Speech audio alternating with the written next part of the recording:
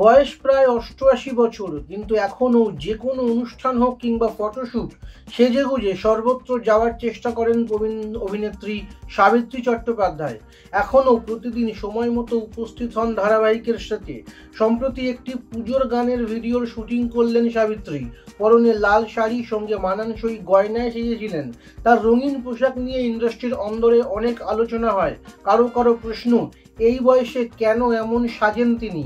আবার কেউ বলেন, এখনও সাজতে ভালো লাগে ওর। এবার নিজের সাজগোজ প্রসঙ্গে সাবিত্রী নিজেই উত্তর দিলেন। বললেন, সাজতে বরাবরই ভালোবাসি, তাতে যদি কেউ নিন্দা করে তো করুক। মনকে এখনও তেমন বুড়ো করে ফেলিনি যে সাজবো না। আমার সাজ মার্জিতই। অসুস্থতা, শরীর খারাপ কোনো কিছুরই তোয়াক্কা করেন না। রঙিন পোশাক সঙ্গে রূপসজ্জা সাবিত্রীর খুব প্রিয়, তবে গাঢ় রঙের লিপস্টিক পরতে ভালোবাসেন না। প্রজন্মের সঙ্গে নিজেকে মানিয়ে নেওয়ার চেষ্টা করেন শুধু। অভিনেত্রী বলেন, সময়ের সঙ্গে মানিয়ে নেওয়ার চেষ্টা করি সবসময়।